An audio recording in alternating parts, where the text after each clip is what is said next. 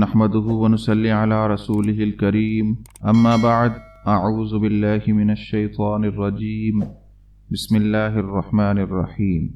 آج ہم صحیح بخاری کی حدیث نمبر 52 پڑھیں گے، جس میں ترجمہ اور مختصر تشریح بیان کی جائے گی۔ بسم اللہ الرحمن الرحیم۔ حدثنا ابو نعیم حدثنا زکریا عن عامر قال سمعت النعمان بن بشیر یقول سمعت رسول اللہ صلی اللہ علیہ وسلم یقول۔ امام بخاری فرماتے ہیں کہ ہم سے ابو نعیم نے بیان کیا، کہا ہم سے زکریا نے، انہوں نے عامر سے کہا میں نے نعمان بن بشیر رضی اللہ عنہما سے سنا، وہ کہتے تھے میں نے نبی کریم صلی اللہ علیہ وسلم سے سنا، آپ صلی اللہ علیہ وسلم فرماتے تھے الحلال بین والحرام بین وبینہما مشبہات لا يعلمها كثير من الناس فمن اتقى المشبہات استبرأ لدینہ وعرضہ۔ حلال کھلا ہوا ہے اور حرام بھی کھلا ہوا ہے، اور ان دونوں کے درمیان بعض چیزیں شبہ کی ہیں جن کو بہت لوگ نہیں جانتے کہ حلال ہیں یا حرام۔ پھر جو کوئی شبہ کی چیزوں سے بھی بچ گیا، اس نے اپنے دین اور عزت کو بچا لیا۔ وَمَنْ وَقَعَ فِي الشُّبُهَاتِ كَرَاعٍ يَرْعَى حَوْلَ الْحِمَى يُوشِكُ أَنْ يُوَاقِعَهُ۔ اور جو کوئی ان شبہ کی چیزوں میں پڑ گیا، اس کی مثال اس چرواہے کی ہے جو شاہی محفوظ چراگاہ کے آس پاس اپنے جانوروں کو چرائے، وہ قریب ہے کہ کبھی اس چراگاہ کے اندر گھس جائے اور شاہی مجرم قرار پائے۔ الا وان لکل ملک حما الا ان حما اللہ فی ارضہ محارمہ۔ سن لو، ہر بادشاہ کی ایک چراگاہ ہوتی ہے اور اللہ کی چراگاہ اس کی زمین پر حرام چیزیں ہیں، بس ان سے بچو۔ الا وان فی الجسد مضغۃ اذا صلحت صلح الجسد کلہ وَإِذَا فَسَدَتْ فَسَدَتِ الْجَسَدُ كُلُّهُ أَلَا وَهِيَ الْقَلْبُ۔ سن لو، بدن میں ایک گوشت کا ٹکڑا ہے، جب وہ درست ہوگا تو سارا بدن درست ہوگا، جہاں بگڑا سارا بدن بگڑ گیا۔ سن لو، وہ ٹکڑا آدمی کا دل ہے۔ آج ہم ایک اہم حدیث نبوی صلی اللہ علیہ وسلم پر بات کریں گے جو زندگی کے بہت سے پہلوؤں میں ہماری رہنمائی کرتی ہے۔ یہ حدیث نہ صرف حلال و حرام کے واضح اصولوں کو بیان کرتی ہے، بلکہ شبہات سے دور رہنے کی اہمیت پر بھی زور دیتی ہے۔ حدیث کا متن اور اس کا مفہوم۔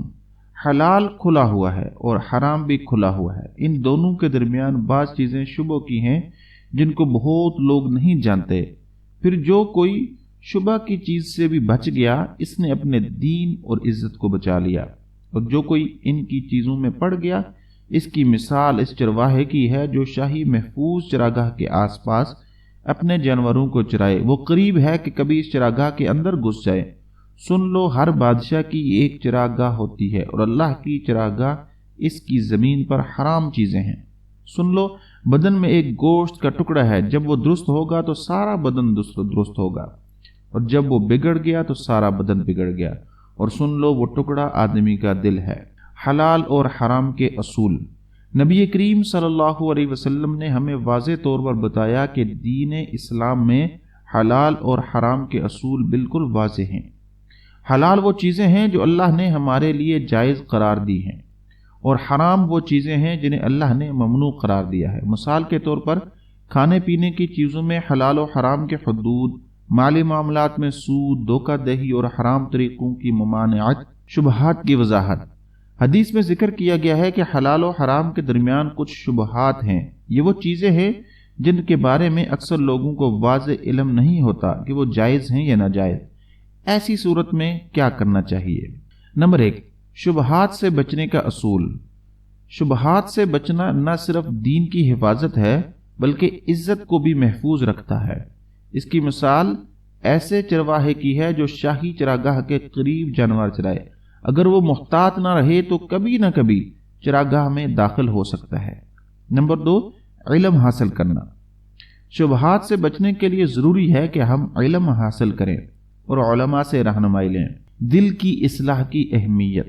نبی کریم صلی اللہ علیہ وسلم نے فرمایا کہ انسان کے جسم میں ایک گوشت کا ٹکڑا ہے، اگر یہ درست ہو تو سارا جسم درست ہوتا ہے، اور اگر یہ خراب ہو جائے تو پورا جسم خراب ہو جاتا ہے۔ یہ ٹکڑا انسان کا دل ہے۔ نمبر 1، دل کی پاکیزگی۔ دل کو حلال رزق، ذکر الہی اور نیک اعمال سے پاک اور مضبوط بنانا چاہیے۔ دل کی خرابی حسد، بغض اور حرام اعمال سے ہوتی ہے۔ نمبر 2، ورع اور پرہیزگاری۔ اس حدیث سے معلوم ہوتا ہے ورع یعنی پرہیزگاری ایمان کا حصہ ہے۔ جو شخص حرام اور شبہات سے دور رہتا ہے وہ نہ صرف اپنی دنیا بلکہ اپنی آخرت بھی سنوارتا ہے۔ اس حدیث کی اہمیت۔ علماء کے مطابق یہ حدیث ان 4 اہم احادیث میں سے ایک ہے جن پر اسلام کا مدار ہے۔ نمبر 1، شبہات سے بچنے کی تلقین۔ نمبر 2، دنیا سے بے رغبتی۔ نمبر 3، فضولیات سے پرہیز۔ اور نمبر 4، نیت کی درستگی کے ساتھ عمل۔